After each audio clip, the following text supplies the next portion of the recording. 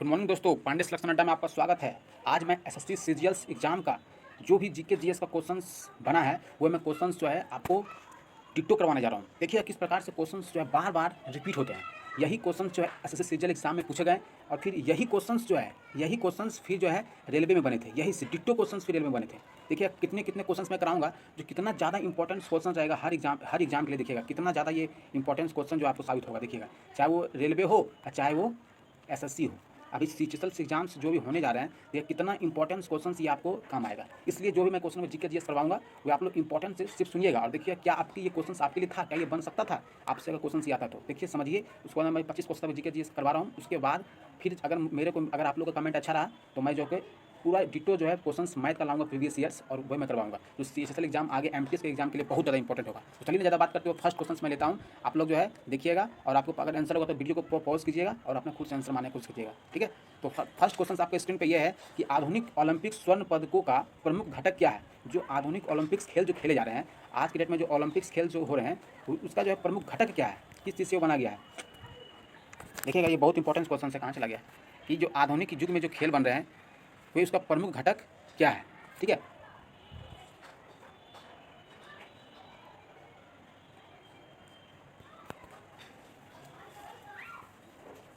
क्या इसका आंसर क्या होगा, रजत चांदी, ठीक है। आंसर इज चांदी। आज के युग में जो स्वर्ण खेला जा रहे हैं वो दिए जाते हैं, वे किस चीज़ का दिए जाते हैं, तो रजत चांदी का ओलंपिक स्वर्ण पदों का जो प्रमुख घटक है वह आंसर क्या हो जाएगा आपका चांदी, ठीक है। पहला आंसर क्या होगा, आंसर चांदी। ये एलपी में 2 बार रिपीट हुआ है। अब सेकंड क्वेश्चन से मैं ले रहा हूँ कि राजा हर्षवर्धन ने अपने भाई की मृत्यु के बाद थानेश्वर और कनौज के सिंहासन पर प्रभुत्व स्थापित किया। तो उसका कौन उसका भाई थे, उसका भाई का नाम जो था राजवर्धन। क्या था उसका भाई का नाम, राजवर्धन, ठीक है, याद रखिएगा। अब देखिए संयुक्त राष्ट्र विश्व आर्थिक स्थिति और प्रत्याशी रिपोर्ट 2019 के अनुसार 2020 में भारतीय अर्थव्यवस्था डैश तक विस्तार होने की आशा है। लगभग जो है 2019 और 2020 के 2020 तक जो भारतीय अर्थव्यवस्था हो जाएगी वो लगभग ऐसा माना गया है कि 7.1 तक आंकड़ा लगभग जा सकता है। 7.1% तक लगभग जो है 2020 तक जो हमारी अर्थव्यवस्था जाने वाली थी। लेकिन ये कोरोना महामारी के कारण हमारा जो भारत का जीडीपी रेट है वे बहुत ज़्यादा अभी गिर चुकी है। ये कोरोना के कारण जीडीपी जो हमारा रेट था वो भारत का बहुत ज़्यादा गिर गया है, ठीक है। लेकिन ऐसा आंकड़ा माना गया था कि 2020 में जो होने वाला जो जीडीपी होगा वो लगभग 7.1% हो जाता। लेकिन कुछ कारण जो है कोरोना महामारी के कारण हमारा भारत का जीडीपी बहुत ज़्यादा 2 से 3% तक आ जा रही है, ठीक है। अब मैं नेक्स्ट क्वेश्चन ले रहा हूँ। जैविक शब्दावली में डैश 2 जीवों के बीच ऐसा संबंध है जिसमें एक जीव लाभान्वित होता है और दूसरा अप्रभावित रहता है। देखिए इसका मतलब क्या हुआ कि एक होते हैं एरोबिक रिस्पिरेशन, ठीक है, एक होते हैं एरोबिक, एक होते हैं अनएरोबिक रिस्पिरेशन, ठीक है। एरोबिक रिस्पिरेशन मतलब क्या होता है, जैसे कि प्लांट्स हो गया, ठीक है। दूसरा कलर ले रहा हूँ, जैसे कि क्या हो गया, प्लांट्स हो गया जो कि खुद का खाना बनाते हैं, वो मैक्स ऑन फूड जो खुद खाना बनाते हैं, जैसे प्लांट्स हो गया, ठीक है। Plant is an aerobic respiration, ठीक है। और एक होते हैं एनएरोबिक रिस्पिरेशन जो क्या होते हैं दूसरे पे डिपेंड होते हैं, ठीक है। तो जैसे कि एरोबिक जैसे हो गया कि प्लांट्स जो with the helps of air, water, minerals, soil, ये सब मदद से क्या करते हैं, वे फूड को तैयार करते हैं। तो उस चीज़ को क्या बोलते हैं, सबभोजिता, एरोबिक रिस्पिरेशन। तो इसका आंसर क्या हो जाएगा, एरोबिक रिस्पिरेशन, ठीक है। आंसर इज सबभोजिता। इसको क्या बोलेंगे, स्वभोजिता। ये बहुत इंपॉर्टेंट क्वेश्चन है, सबभोजिता, ठीक है। नेक्स्ट क्वेश्चन, एशिया का सबसे बड़ा थोक मसाला बाजार डैश में स्थित है, बताइए इसका क्या आंसर। एशिया का सबसे बड़ा थोक मसाला बाजार डैश में स्थित है। तो अभी जो एशिया का अगर बात कर दिया है तो इसका आंसर क्या होगा, दिल्ली, ठीक है। और दिल्ली का भी सीएम कौन बना हुआ है, तो अरविंद केजरीवाल। दिल्ली का सीएम कौन बना हुआ है, अरविंद केजरीवाल। और किस पार्टी से हैं, तो आम आदमी पार्टी, ठीक है। किस पार्टी से हैं, आम आदमी पार्टी। और एक चीज़ और क्वेश्चन बने थे कि एलपी में क्वेश्चन पूछा गया कि आम आदमी पार्टी का गठन कब हुआ था। इसका गठन हुआ था 2012 में, ठीक है। ये बहुत इंपॉर्टेंट क्वेश्चन भी ध्यान रखिएगा। नेक्स्ट क्वेश्चन, 4वीं शताब्दी ईसा पूर्व में मगध की राजधानी कहाँ थी। जो मगध की राजधानी 4वीं शताब्दी इसमें कहाँ थी, राजगिरी में। कहाँ थी, राजगिरी में, याद रखिएगा। निम्नलिखित में से कौन सा केंद्र शासित पर जम्मू और कश्मीर का लोकनृत्य नहीं है, लोकनृत्य नहीं है। जैसे कि हफीजा, ये तो वहाँ का लोकनृत्य है। फिर राउफ, ये तो वेरी इंपॉर्टेंट लोकनृत्य में जम्मू कश्मीर का, ध्यान रखिएगा। धूमल भी है, लेकिन डोंगी क्या है, ये वहाँ का लोकनृत्य नहीं है। तो आप लोग कमेंट कीजिएगा कि कथक जो है कहाँ का लोकनृत्य है। ठीक है। कथक और कथकली, ये दोनों में बहुत ज़्यादा कन्फ्यूजन होता है, ये दोनों इंपॉर्टेंट है, तो ये दोनों आप लोग कमेंट कीजिएगा, कथक और कथकली ये दोनों कहाँ कहाँ का लोक नृत्य है, ठीक है। नेक्स्ट, 14वीं दलाई लामा कहाँ पर रहते हैं? जो 14वीं दलाई लामा रहते हैं वे कहाँ पर रहते हैं? आपको पता ही होगा 14वीं दलाई लामा कहाँ पर रहते हैं? वो लोग धर्मशाला में वास करते हैं, ठीक है। वो लोग कहाँ वास करते हैं? तो धर्मशाला में, ध्यान रखिएगा। नेक्स्ट, बिरजा मंदिर, राजरानी मंदिर और समलेश्वर मंदिर सभी कहाँ पर स्थित हैं? कहाँ पर स्थित हैं? सभी जो स्थित हैं वे कहाँ पर हैं? ओडिशा में, ठीक है। सभी कहाँ पर स्थित है? ओडिशा में। और ब्रह्मा मंदिर कहाँ पर? ये एमटीएस में पूछा गया था, ब्रह्मा मंदिर। ब्रह्मा मंदिर कहाँ पर स्थित है? तो ये आपका है राजस्थान में। कहाँ पर स्थित है? राजस्थान में, ध्यान रखिएगा। और शिव ज्योतिर्लिंग मंदिर, ये आरपीएफ एसआई में पूछा गया, शिव ज्योतिर्लिंग मंदिर कहाँ पर स्थित है? तो ये आपका स्थित है वाराणसी में, ठीक है। नेक्स्ट क्वेश्चन ले रहे हैं, भारत में वैदिक सभ्यता डस नदी के किनारे विकसित हुई थी। जो वैदिक सभ्यता जो विकसित हुई थी वे आपका सरस्वती नदी के किनारे विकसित हुई थी। कौन सा नदी? सरस्वती नदी, ध्यान रखिएगा। और नर्मदा नदी कहाँ पर बहती है? मध्य प्रदेश में, अमरकंटक की पहाड़ी से ये निकलती है, ठीक है। निम्नलिखित में कौन भारतीय ओलंपिक तीरंदाजी और पद्मश्री विजेता? लिम्बाराम, ठीक है। लिम्बाराम जो है वे तीरंदाजी से संबंधित है। लिम्बाराम क्या खेलते हैं? तीरंदाजी खेलते हैं। लिम्बाराम जो है तीरंदाज मतलब तीर चलाते हैं। और वही किदाम्बी श्रीकांत, ये ग्रुप डी में पूछा गया बहुत बड़े पर। किदाम्बी श्रीकांत किस चीज़ से खिलाड़ी हैं? ये आपका बैडमिंटन का खिलाड़ी है, वेरी इंपॉर्टेंट क्वेश्चन।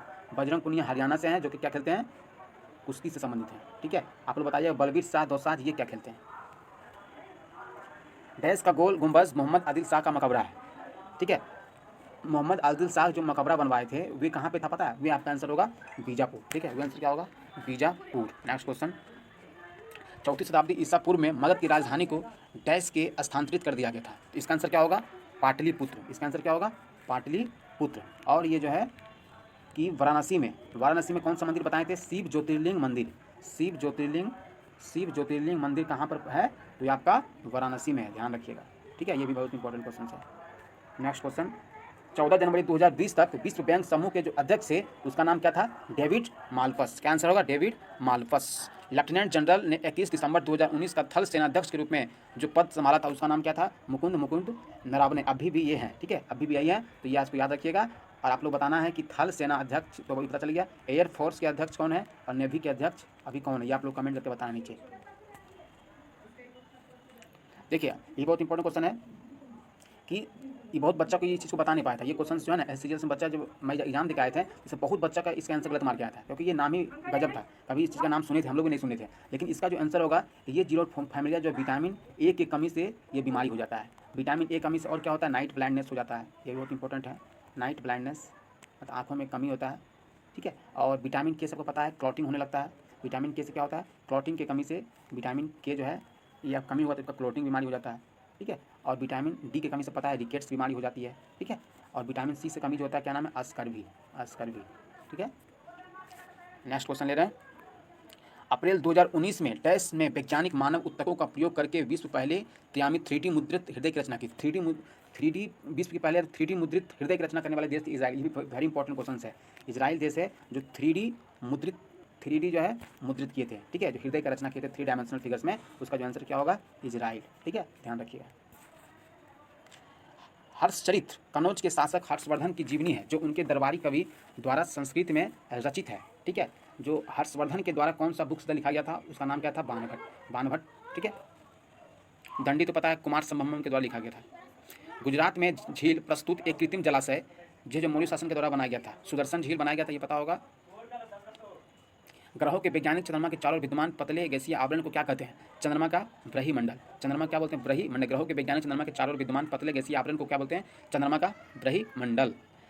भारतीय संविधान का कौन सा अनुच्छेद धर्म, वंश, जाति, लिंग और जन्म स्थान के आधार पर भेदभाव पर रोक लगाया जाता है? देखिए अभी कोई भी एग्जाम्स का क्वेश्चंस बन रहे हैं, कोई भी एग्जाम आप देने के लिए जाओ तो अगर सिविक्स से क्वेश्चंस बन ही रहा है, ये आप लोग समझिए, सिविक्स से क्वेश्चन एकदम बन रहा है। और सिविक्स से क्वेश्चन जो अगर बनता है तो ये कहाँ से बन रहा है? अनुच्छेद से बन रहा है, अनुच्छेद से बन रहा है और भाग से बन रहा है, ठीक है। आपको पता था कि 395 अनुच्छेद अभी है और 22 भाग हैं हमारे संविधान में, ठीक है। तो आप लगभग जो इम्पोर्टेंट्स अनुच्छेद है उसको आप लोग जरूर याद रखिए। जैसे कि संविधान संशोधन की प्रक्रिया किस भाग में वर्णित है? आपको पता होगा कि भाग 20 में बताया गया है, ठीक है। भाग 1 में क्या कहा गया, भाग 2 में क्या कहा गया, ठीक है।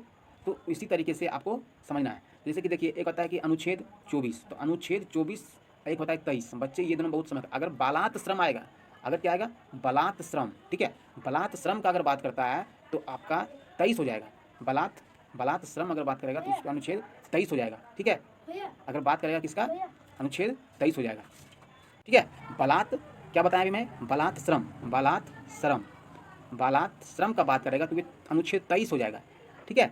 और वही अगर बात करेगा कि बच्चों पे शोषण का अधिकार, यानी बच्चों पर जब काम करवाया जाता है, जो शोषण किया जाता है, वो अनुच्छेद 24 है, ठीक है। लेकिन यहाँ बताया गया कि अनुच्छेद धर्म, वंश, जाति, लिंग, जन्म स्थान पर भेदभाव को रोक लगाया जाना, उस अनुच्छेद 15 में बताया गया है। लेकिन वही बात करेंगे कि 243 ये जो किसमें है, तो हिंदी राजभाषा से है ना। 40 किससे है, तो ग्राम पंचायत के गठन से है, ठीक है। इस तरीके से आप लोग को समझना होगा कि कुछ कुछ जो इंपॉर्टेंट है। अब संयुक्त अधिवेशन किससे होगा, संयुक्त अधिवेशन, ठीक है, संयुक्त अधिवेशन किससे है, तो 148 से है संयुक्त अधिवेशन, 108 से है संयुक्त अधिवेशन, ठीक है। ये सब कुछ इंपॉर्टेंट क्वेश्चन याद रखिएगा।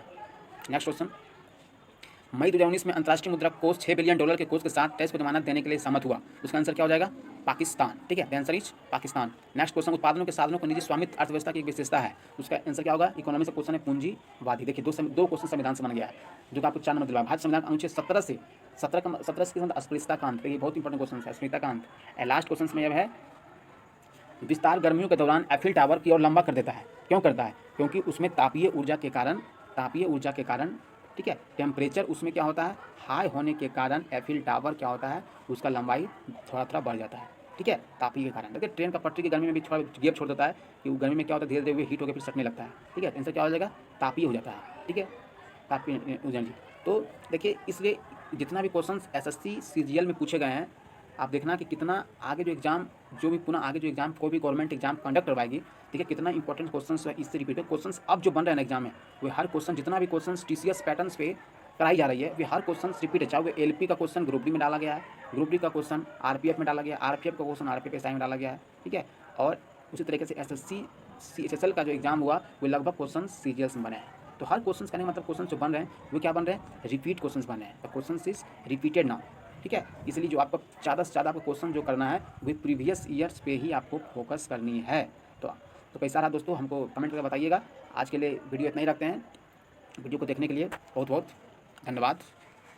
आपका जीवन सुखी हो। Thank you.